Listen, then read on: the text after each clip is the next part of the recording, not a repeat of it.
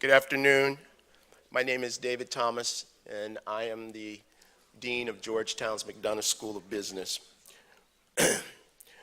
We are pleased to be joined today by several distinguished guests.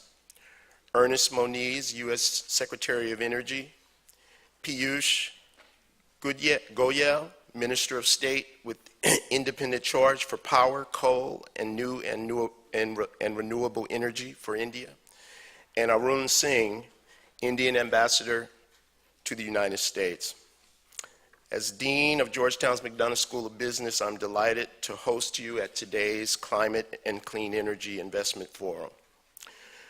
The leadership for this has been provided by two of our initiatives, the Global Social Enterprise Initiative and the Georgetown Environmental Initiative.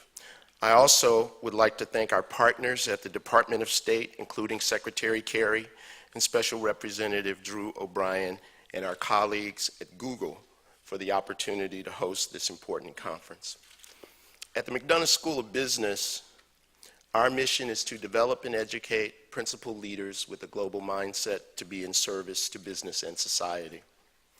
And we deeply believe that business can and should be a force for good. The collaborative partnerships forming here between industry, government, and the nonprofit sector can be a powerhouse for good. You are the creators of solutions that can tackle one of this century's defining global challenges, climate change. Our special guest today exemplifies the notion of being in service to business and society. Secretary Moniz is responsible for implementing the Department of Energy's mission in support of President Obama's goals to grow the economy, enhance security, and protect the environment.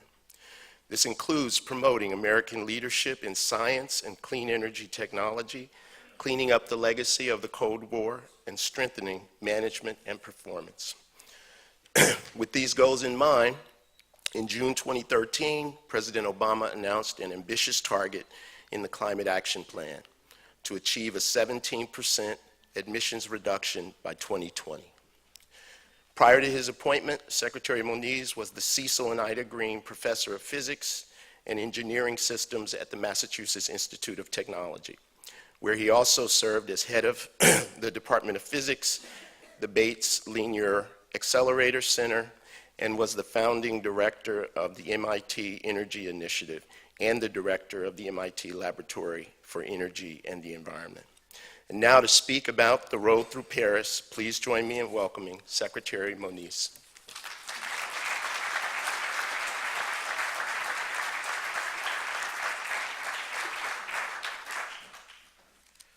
Well, thank you, Dean Thomas, and also congratulations to all of you here on the Global Social Enterprise Initiative in terms of putting on this very important event. I also want to add my personal welcome to Minister Goyal, my good friend and negotiating partner from India, and I'm surprised to see him back here because it was I think it was 1 month ago today when we met at the Department of Energy, and Ambassador Singh as well, a good friend of ours.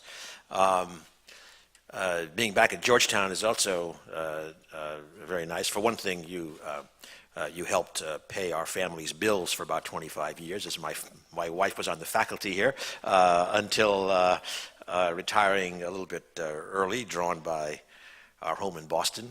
Of course, now I'm back here, but what are you going to do? But also, in terms of Georgetown, of course, you remember very well the extraordinarily hot day in June 2013 when President Obama announced his climate action plan here at Georgetown. Everyone with jackets off. It was an excellent time for a global warming announcement here at Georgetown. But at that time, I was just about a month into my tenure at the Department of Energy as secretary, and I think the program that the president laid out here at Georgetown was ambitious, and I want to say that we're on track. We are executing that program. the president said here that while we administration are quite willing and frankly eager to work with the Congress to advance, economy-wide approaches to addressing the climate challenge. He emphasized we just can't wait around and wait for this to happen. The problems are too important and too urgent, and so we are moving forward with a set of administrative actions. And as I say, I mean the plus side of that, of course, is we have the ability to execute, and we are doing so. Now, 2+ years later, of course, we're only about 40 days away from the COP meeting in Paris. I do think it's fair to say that the kind of the optimism of our accomplishing something substantial in Paris is significantly greater than it was a year ago. Certainly, the joint announcement by Presidents Obama and Xi in Beijing last November, I think were something of a game changer in both our domestic and international discussions. Today, now we see that all the major economies, and I want to congratulate India, of course, on October the 1st, announced their so-called INDC, and now more than 150 countries representing 85% of global emissions have done so, so providing certainly a very good foundation for the negotiations that will culminate with COP21. Nobody is saying it's going to be easy getting from here to there in that negotiation. There are still very substantial issues in transparency and verification issues and others. But nevertheless, again, we think that the road will be mapped out for what we do beyond Paris for the critical job of implementing not only our national commitment but all the countries executing their national commitments. And that's my focus today, really the period after Paris in terms of how we move forward.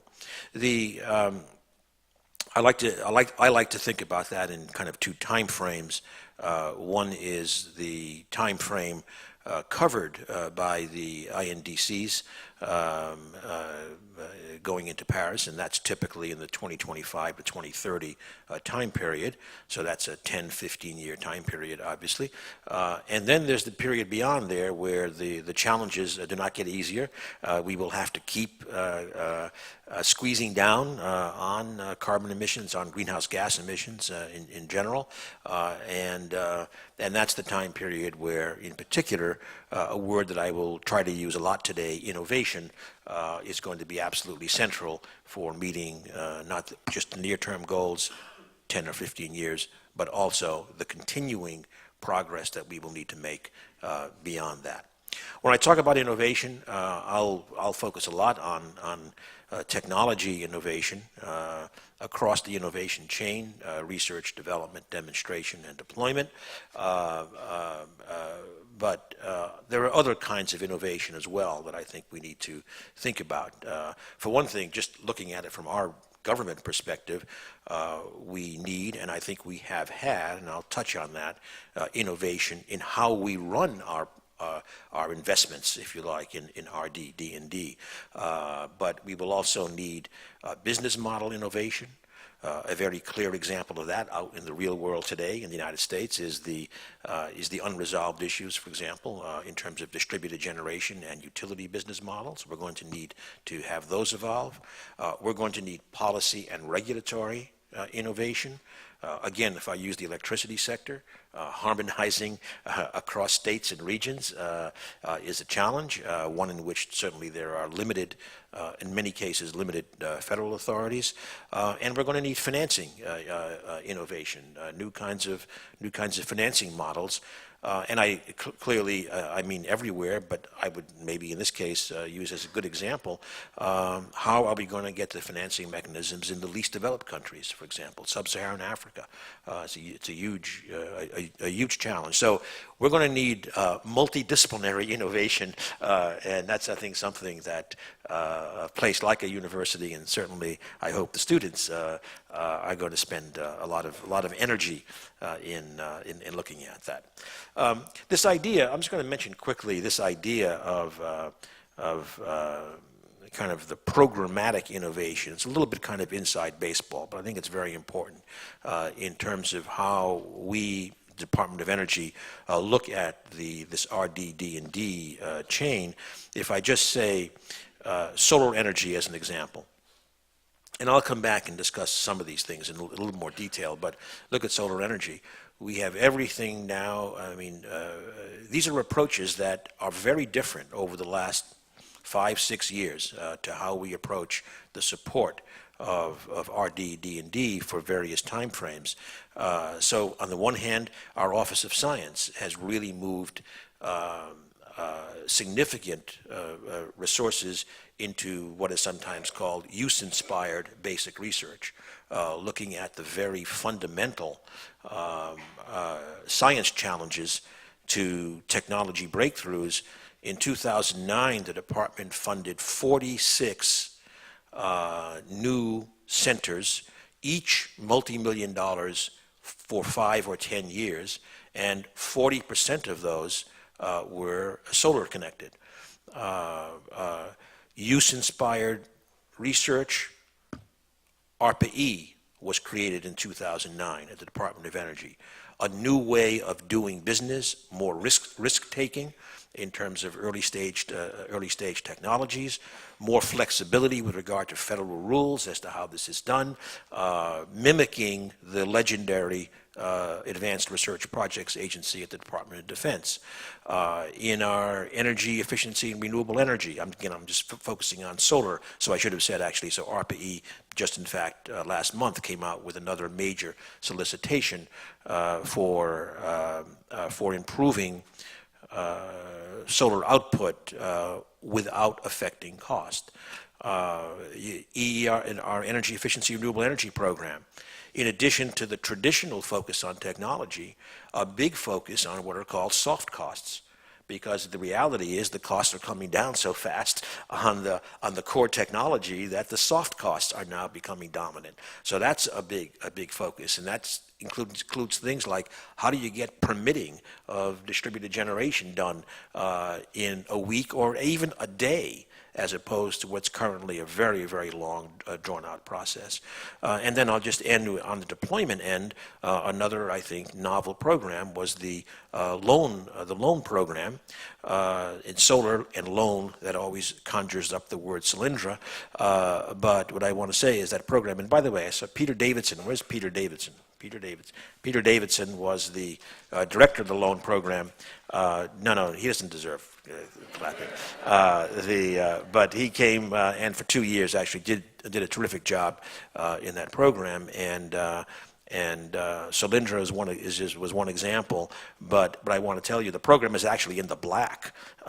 It's actually made a profit, and it also kickstarted new areas. For example, the first 5 utility-scale photovoltaic projects, more than 100 megawatts each, when there was no debt financing, basically, in 2009, 2010, got that started, and now that's just going on its own. There's 17 projects without government financing moving that forward. So just wanted to say that one often may think at a distance, government, slow, bureaucratic, et cetera. Well, these are 4 kind of different ways of going, and I just talked about solar, let alone all the other areas. So innovation in multiple dimensions is really the message that I wanted to leave and say how important it is. So let me just say a bit more about some of those areas in terms of the path forward. I mentioned, for example, something which I think is very important, so-called use-inspired basic research. This is what we need for that second period that I was talking about, the 2030 and beyond. We're going to need big breakthroughs that continue to drive down dramatically the cost of low carbon, clean energy technologies. So in this case, what was very important is gathering the community of researchers together, brainstorming. I mentioned those 46 centers. They came out from a process involving way over 1,000 researchers coming together and brainstorming on defining the key science challenges for future breakthrough energy technologies. Another example was something called innovation hubs. These are, again, it was a new way of doing business involving typically the order of $25 million per year for 5 to 10 year multidisciplinary teams focused on a critical problem. If I stay with the solar theme, for example, very high risk area, very high payoff if it works out. Conversion of sunlight to fuels, to liquid fuels. So we, for example, one of our hubs is on that. There are others, obviously, batteries and nuclear power and the like, but really quite critical. I mentioned the Office of Energy Efficiency and Renewable Energy. They actually invest over $1.7 billion annually for applied research. As I said, however, they are now have a very strong focus as well on supporting commercialization efforts that tackle early stage finance issues and incubation of clean energy businesses. So again, we are looking across the board at all the instruments that we can bring to bear on accelerating the clean energy transformation.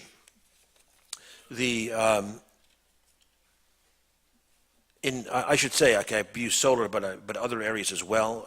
Nuclear and fossil energy programs are also critical. Make it very, very clear. Our view, it's been called all of the above. Our view is the goal is low carbon in the energy sector. And we believe that there is not one low carbon solution. There are going to be multiple low carbon solutions. They're going to look quite different in different places. They're going to look quite different in different parts of our own country.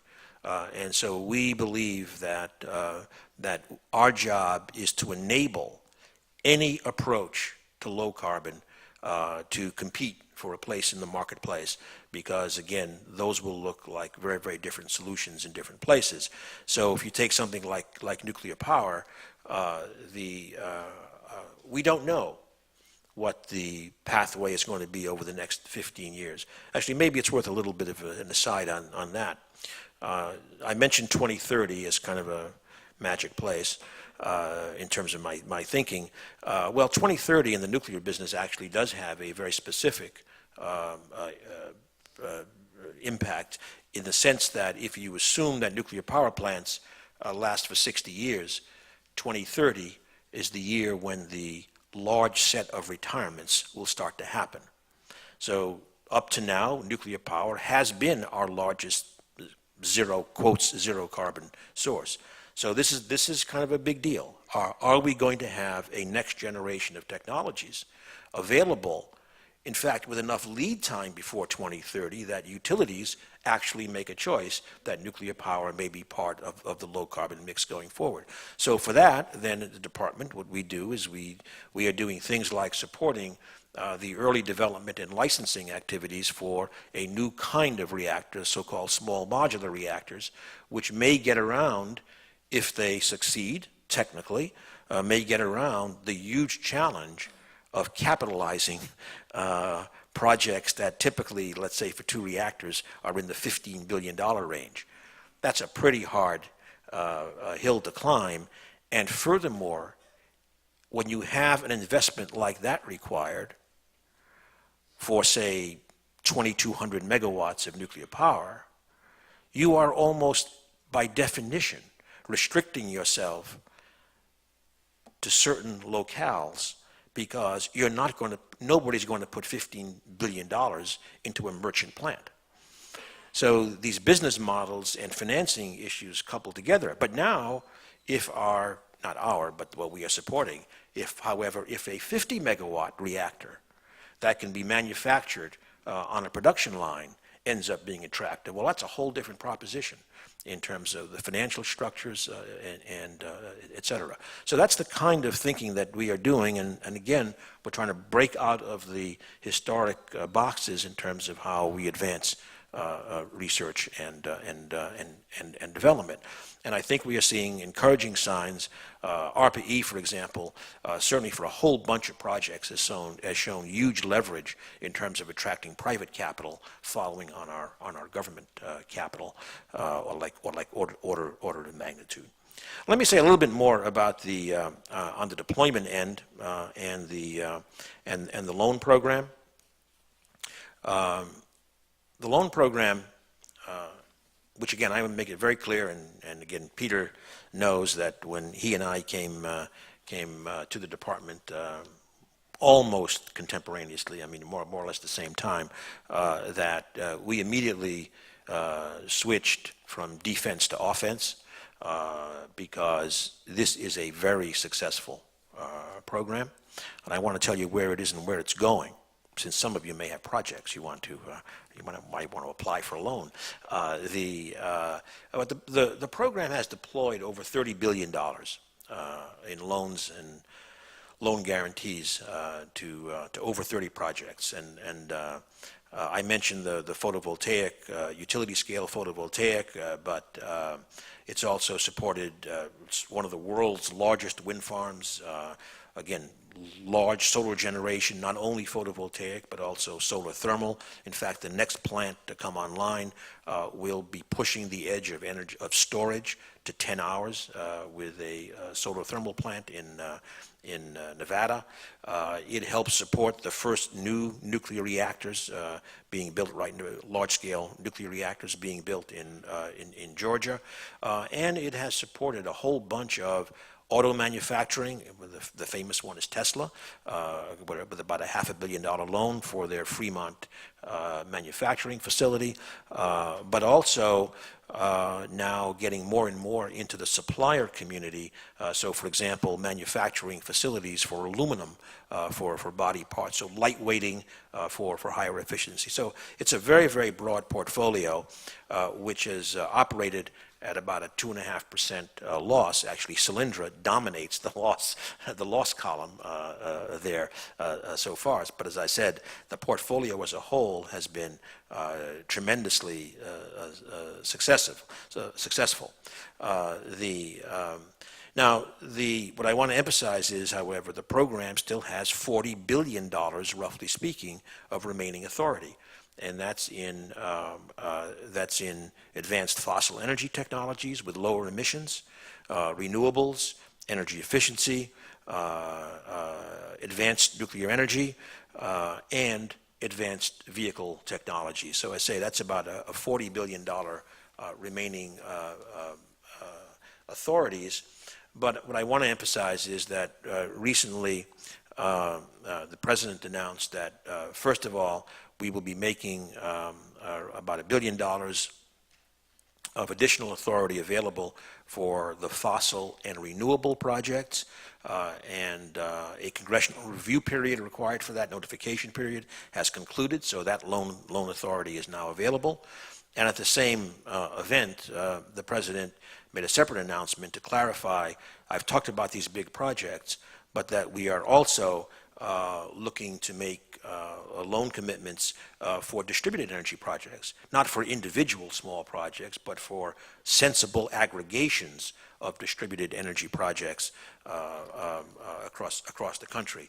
And in fact, just kind of announced that today the Loan Program Office has issued new rounds of Part 1 and Part 2 application deadlines for the advanced fossil and renewable energy and efficient energy projects with solicitations that will go well into 2016.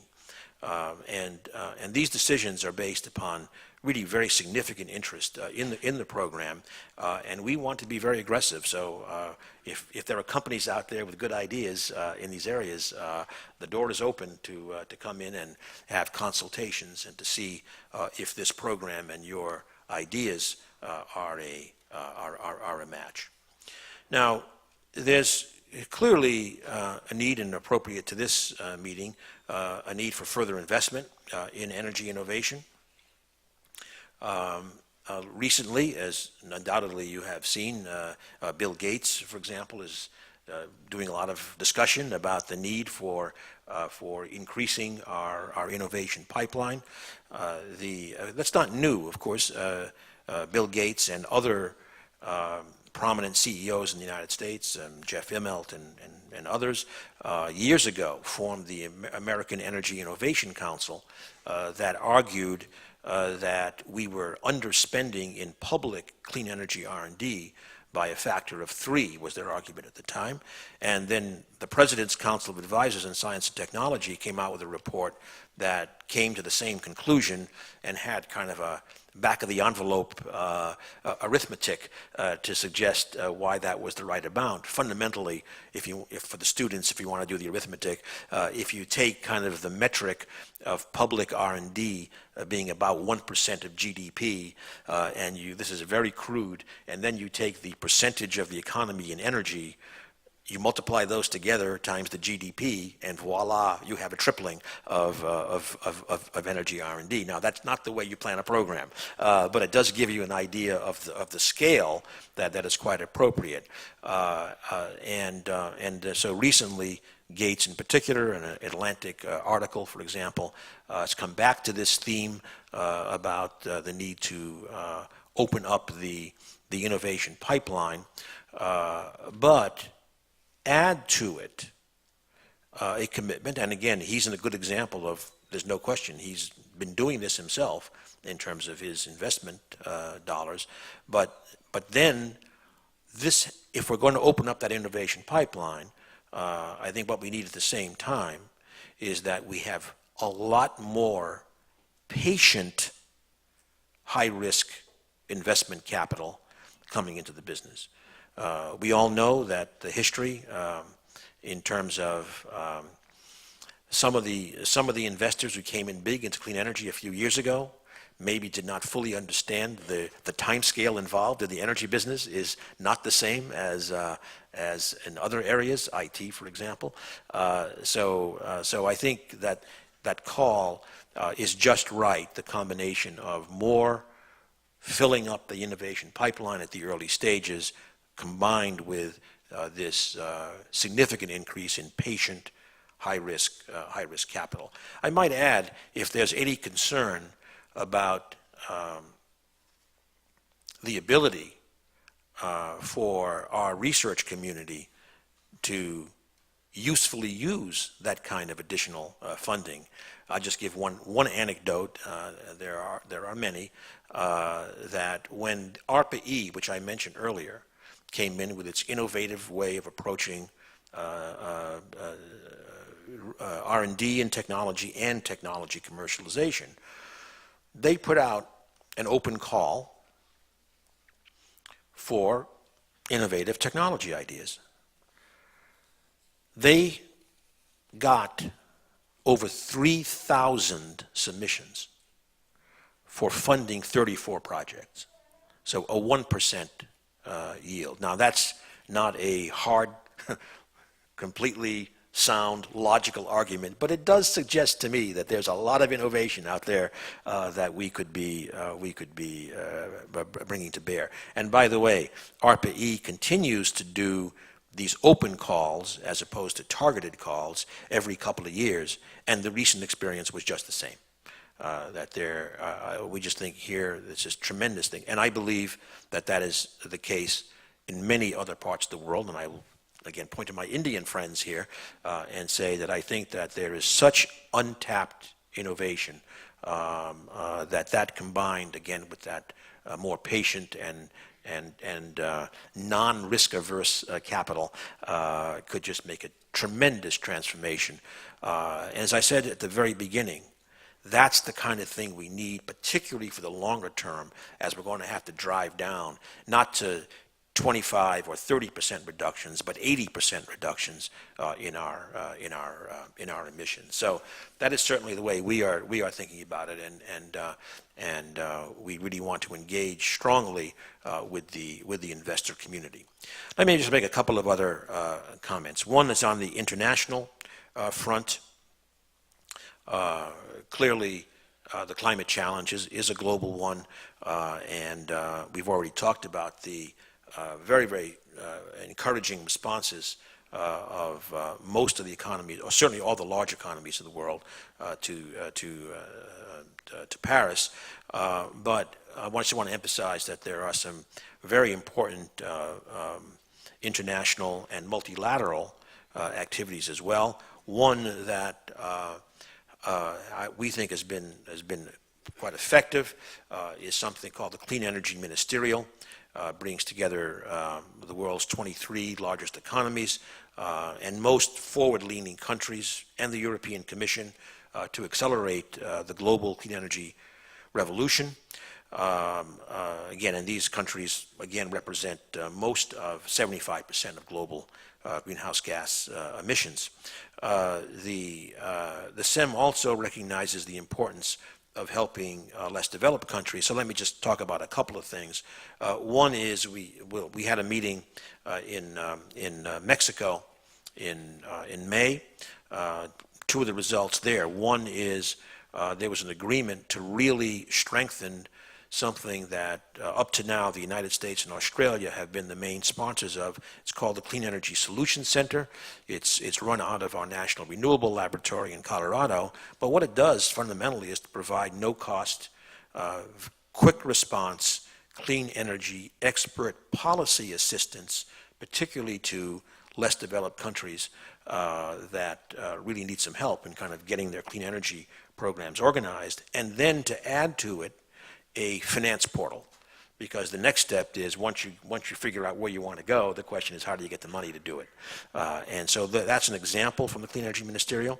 But I'll mention another one that'll be kind of formally kicked off soon, called a Global Lighting Challenge.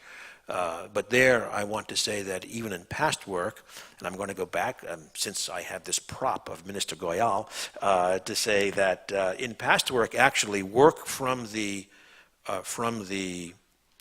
Clean Energy Ministerial was picked up, and India became a leader in establishing the standards for LED lighting. And then 1 month ago, keep your phone out, actually, because that's going to be a prop. 1 month ago, Minister Goyal pointed out how they are making, I think it was a 200 million LED purchase. How much? 770 million over 3 years. Okay, I thought it was 200 was the first tranche, but maybe, okay, anyway. Hundreds of millions of LEDs, which will be quality of life changing in many rural areas of India. Can I say what the price was? And with this kind of the technology drivers and the deployment drivers getting down to $1 per fixture. This is unbelievable. We're now talking like 2.5-month payback periods. And this is the kind of driving that we need. And as I'm saying, this is going on. It's not in the United States, India, and other parts of the world. But then, this is why later on you should surround Minister Goyal and make him show you his application that shows LED purchases in India in real time. I'm just going to tell the whole story. So when he pulled this out, then he said, "Oh my God, I forgot. It's the middle of the night in India, so nobody's buying anything." Oops, they are buying LEDs. He found in real time. But again, it's great clean energy. It's efficiency. 1/6 the power requirements of a traditional bulb. It's changing quality of life. it's good economically, and it's good for our climate challenge. So that's really it was a terrific story, and I may just say it in more places actually. That's great. Finally, I'll just say a few words about going back to finance. One of the things, again, certainly when I became secretary, was we made a very explicit decision to put a lot more focus on finance. One of the first things that I did was to recruit an acquaintance, John McWilliams from Boston, who had the attractive features of having been at Goldman Sachs, and then starting investment funds of his own, and I might say being quite successful. And so John is now, John came in as a senior advisor to the Secretary for Finance, and he's now also Associate Deputy Secretary. So what we're trying to do, and John and his colleagues have been reaching out across the government as well to bring this finance focus to clean energy. So working to find ways to help connect investors with the kind of information needed to bring their resources to bear on clean energy investments, foundations, university endowments, institutional investors, all form part of what we view as an important investment ecosystem to support clean energy. That ecosystem, again, needs to include a component, at least, of that patient, high-risk investment approach that I discussed earlier, with the idea that it's the classic idea that the portfolio will have a lot of non-performers, but a couple of home runs, and I think we just need more of that for the long-term clean energy challenge. We also want to catalyze new connections between the companies developing new technologies and investors, including those that are here today. And we feel that DOE expertise can help you and help the public find, again, good matches for investment vehicles. As part of this, the department announced in June, in turn as part of a White House Clean Energy Investment Summit, the creation of a Clean Energy Investment Center that will make DOE expertise easier for the public and for investors to access. The center will provide a single point of access for this public information. It will share research and analysis produced by DOE and its national labs on relevant developments in clean energy. It will aggregate and make available the existing public information, for example, on early stage technology products and companies working with ARPA-E, and overall bring together what have been disparate sources of information into a form more easily available to the public and investors. Our hope is this new center will make it easier, again, for investors to get a clear picture of the clean energy industry and the opportunities that it offers for investment. The new center has been in development and will be part of DOE's also recently formed Office of Technology Transitions, and the OTT will be making additional announcements and introducing a director for the initial director for the center very, very shortly. So again, we hope it's going to be useful to both the investment and clean energy technology communities. I'd like to just point out Ken Alston. Ken works with John McWilliams very closely, and if you want more information, again, after you see Minister Goyal's app, grab Ken and get more information there. So those are some of the things that are on our minds as we are heading to Paris, but as you can see, really thinking hard about the path from Paris, which is when we really have to work hard to meet our goals in 2025 and beyond. And so with that, thank you all for your patience and for, I believe, for your commitment, as is ours, to addressing the climate change risks. Thank you.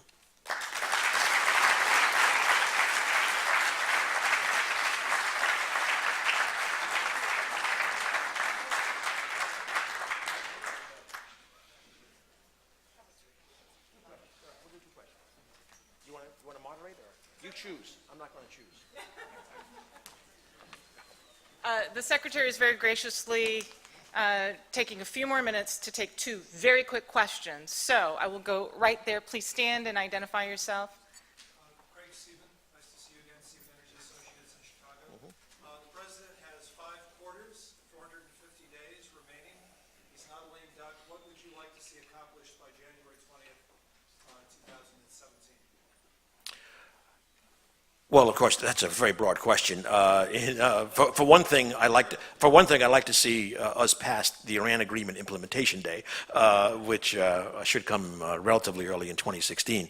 But certainly in this arena, I love to see us. Well, first of all, in 2015, to have the kind of, I think, material progress coming out of the COP.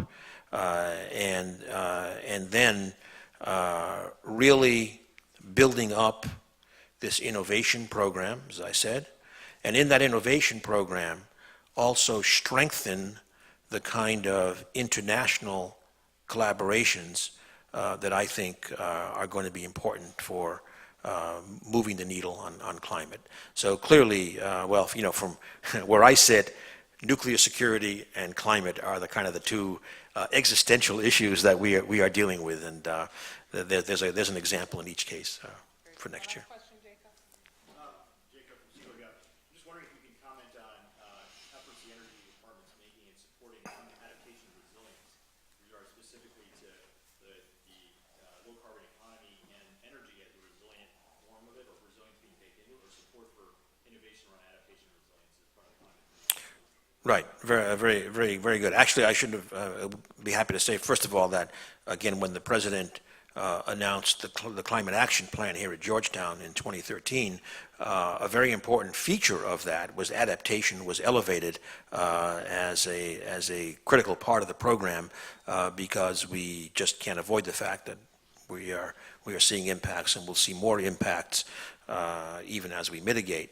Now, 2 points. One is, I should just observe that in terms of the global discussions, again, part of Paris and beyond, in terms of creating things like the Green Fund for the least developed countries, that of course has a major focus on adaptation, because those are the countries least well equipped to deal with some of the environmental impacts that they will be seeing. But let me come back to the United States. For those who have not seen it, and I'd be shocked if it's more than 2 or 3, in April we put out the first installment of something called the Quadrennial Energy Review, and its focus was energy infrastructure, electricity, pipes, inland waterways, I mean, you kind of name it, across the board. It was a very substantial analysis that was done. It's on our website, you can find it. Resilience is, not surprising, a core theme of that. So, and there are many recommendations. The costs do not start with an M, they start with a B, as in billions, to address the very significant infrastructure challenges that we face. Of course, the philosophy is, even as we address our current, in many cases, very old infrastructures, we have to be smart in how we rebuild those. Smart in the sense that, first of all, literally an integration with smart technologies, information technologies, is a big part of it, but also smart in the sense that we build in resilience as well as reliability as we address those infrastructures. I'll just give you one example and leave it at that, but please do reference this document, because I think it's, and by the way, it has been explicitly noted as being used in both the House and the Senate as they attempt to develop energy bills addressing infrastructure. So I think it's changed the conversation. But I'll give you just one example. Hurricane Sandy Superstorm Sandy, whatever you call it, a particular impact in New Jersey was that the electricity outage for such a substantial period of time really created a major public safety problem in a electrified transportation corridor that was down. So now the Department of Energy, with one of our laboratories, Sandia, and the state of New Jersey, we each put in some funds to develop a plan for a microgrid that was not so micro, 50 to 80 megawatts of distributed generation in a microgrid configuration such that it made economic sense, but it also is the kind of topology, if you like, that in another kind of major storm can keep that essential transportation corridor going. And so that's the kind of architectural approach that we're going to have to do a lot more thinking about in terms of providing economically sensible, environmentally sensible, but resilient infrastructure. Yeah, thank you. Okay, thank you.